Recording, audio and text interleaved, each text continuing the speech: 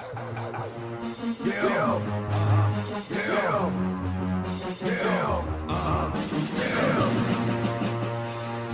get it twisted. This rap game is mine, and it's not a fucking game. Fuck what you heard. It's what you're hearing.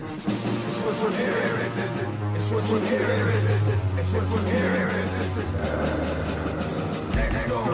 Live from Easy Cage Studios in Easy. Kentucky!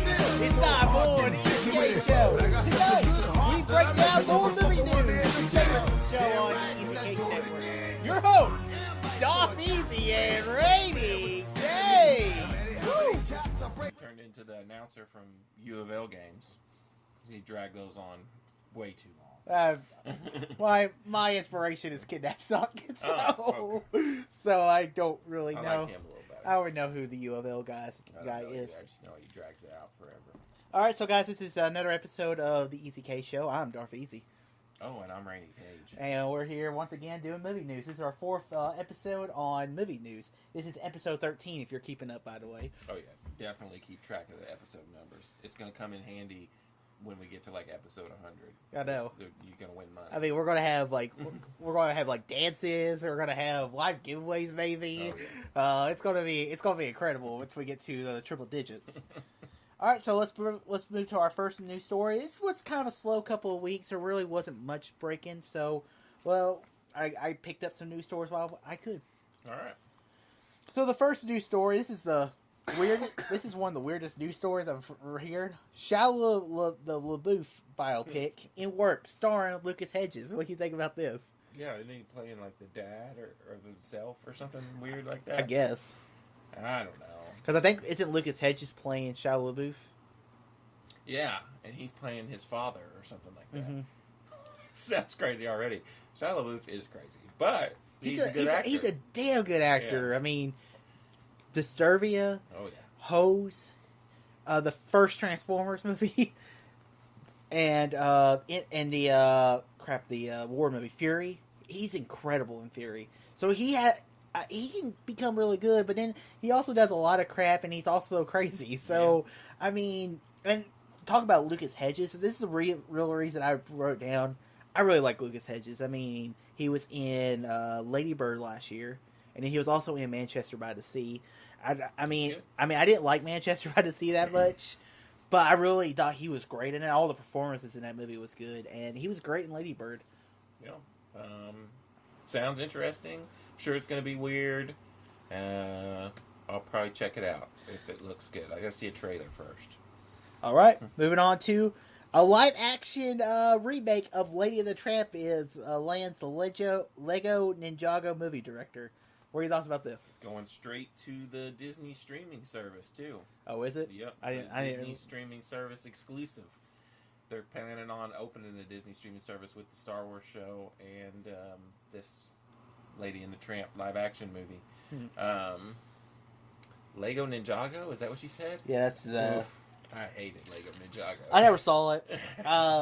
But, you know, when animated directors go from animated to live action, I mean, Brad Bird's the biggest example. He went from the Incredibles all the way up to the into Mission Impossible 4. Yep. And I'm sure there's been more than that, but that's the one. Yeah, well, that's his last movie. That was his latest movie. I'm just saying from his initial. Yeah. So I mean, there's a lot that can. I'm looking forward to. You a big Lady and the Tramp fan? I like Lady and the Tramp. I don't remember it. All I really remember is the dogs sharing spaghetti and making out a little bit. So I mean, Disney hasn't really failed in a live action remake except for that movie we will not talk about. But I really liked Cinderella. I really liked Jungle Book. I thought Jungle Book was an improvement on the original, and Beauty and the Beast. And Pete's Dragon. The first movie's live action though. Well, it had animated. Yeah, but it's still a live action movie.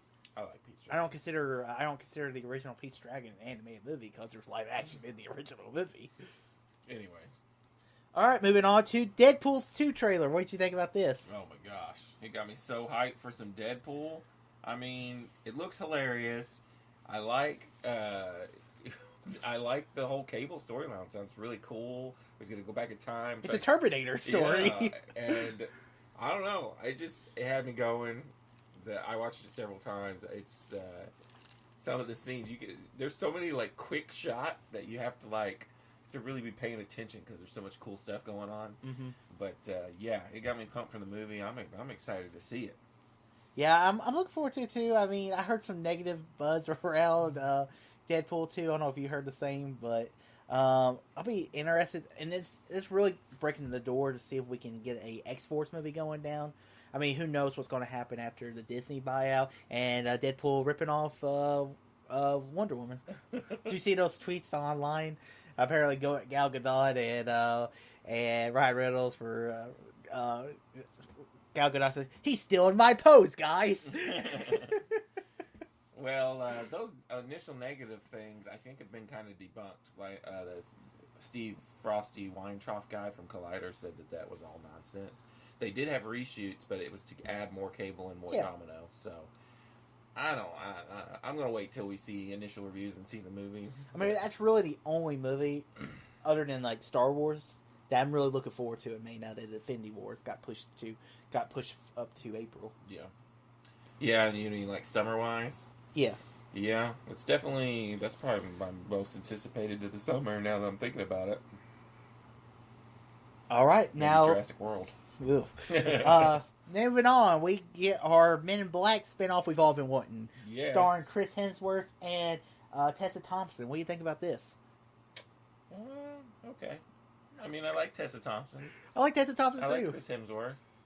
And we know they have good chemistry after watching Thor Ragnarok. Could be good. It's not going to be the same though. No Will Smith. It immediately takes a dip. I mean, just look at Independence Day Resurgence. Yes, but this is a spinoff though, so it's not going to be delving into the same world as Independence Day. Yeah.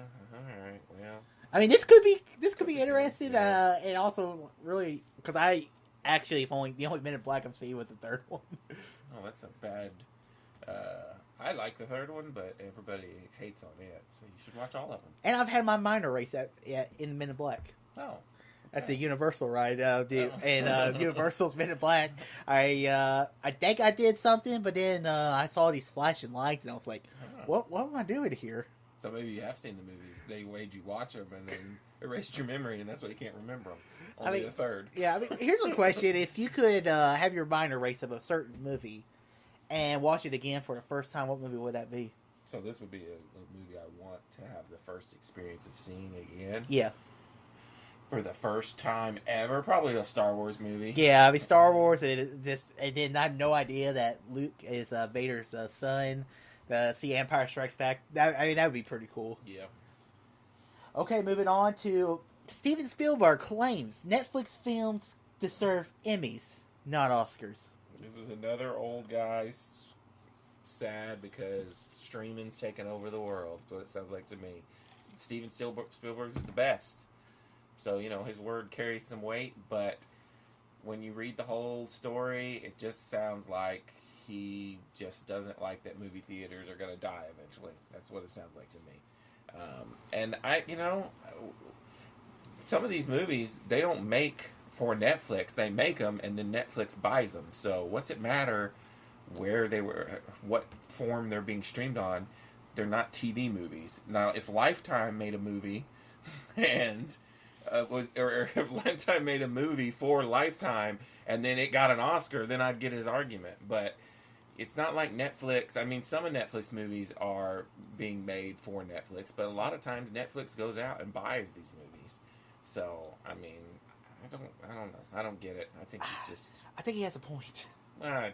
I think he has a point. I mean, you're telling me this Martin Scorsese Irishman movie is super good. It deserves an Emmy and not an Oscar? I am proven wrong.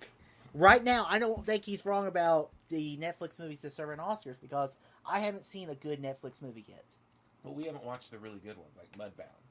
That's true, but we just watched the blockbustery wannabes. Yeah, I didn't even watch those. Well, you watched Cloverfield. I watched Cloverfield, but I watched Cloverfield because I was I was like, I guess I'll watch a Cloverfield now instead of watching Stranger Things again, I guess. But I don't know. I mean, I don't think there hasn't been a Netflix movie yet to break grounds and make me go like, okay, that's actually a really good movie. It's not just like, oh, okay, I could have.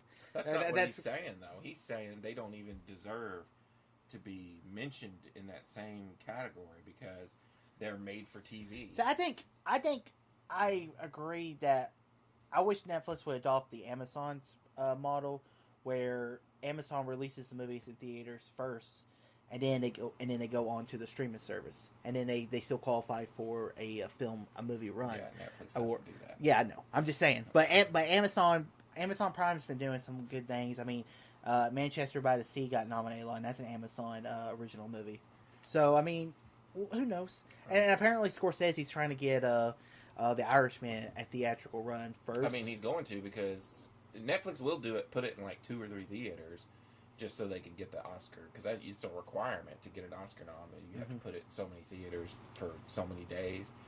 But then they're going to turn around and a week later put it on Netflix. Yeah. Whereas Amazon actually rolls out their movies nationwide for like a month, and then they're like, okay, let's put it on Amazon. So, like that Gringo movie that's getting ready to come out that I don't think looks very good, but apparently it wasn't good. Oh. All right, now our final news story is X-Men Dark Phoenix pushed to 2019. What is going on with Fox's X-Men universe? Okay, I'm going to be really optimistic now. Okay, let's hear it. They want to do some reshoots. Yes. Sophie Turner is involved in the final season of Game of Thrones, so they had to push back the release date because the movie's called X-Men Dark Phoenix, and we can't CGI a Sophie Turner like Justice League did. So they decided to push the movie back, and I think that's what Collider said. And it's going to be good, guys, right? Yeah. Did you also hear they pushed New Mutants from April to August of next year? So that's almost a year and a half. I thought it was coming out in January. Oh, they pushed it all the way to August. Oh, God. Because apparently... Maybe it's the same story where Macy Williams is a big part of it, and we had to have her for New Mutants, right? Collider said that, what you said about Dark Phoenix, and I was like, okay, it makes sense. But the New Mutants, they did not say. They said that they're almost reshooting the entire movie of New Mutants, that they just want it to be different than what it is. Mm-hmm. They want it to be scarier, and they want it to be like a Logan, how different it was for a Marvel movie. I think they want to be like It more than anything. They said they wanted to feel like Logan and Deadpool. Not like they wanted to feel like those movies, but they wanted it to be its own separate thing. It wanted to be its own original thing. Yeah. Okay, I guess that makes sense. I was looking forward to Dark Phoenix. I guess I'll look forward to it next year. It was one of my most anticipated this year. Apparently the script was so good that they got Jennifer Lawrence to come back. So I really think she's going to die in this movie, probably early on. Man. Because I love Jennifer Lawrence as Mystique. But, who knows? I think you're right, though. It's scheduling, surely, I hope. So that's what I said. Optimistic. It could be a lot of other days because the X-Men movies have been kind of downgrading because X-Men Apocalypse was not good. I don't share your opinion on that, but... How many times have you rewatched X-Men Apocalypse? I've only watched it the once in theaters. Okay, dude. I bought it, though. Yeah, I rewatched it. I was like, okay, this really is a good movie. Because I was thinking, when I saw it, I was like, it was okay, I guess. But then I rewatched it. I was just like, I remember that not good liking at all. Rose Byrne a lot. So one I didn't like was Jennifer Lawrence because she's like, I gotta be Jennifer Lawrence. I don't want to be blue. Oh, yeah, she didn't want to put her makeup What happened on. to Mutant and Proud? Not anymore. Because I'm Jennifer Lawrence and Proud, and that is episode 13 of the Easy K Show. Any final thoughts? No. Have a good day. Live long and prosper. And... All right, Young Sheldon. All right, this is Darth Easy. See you next week. Bye. You motherfuckers never wanna let me get your life saved.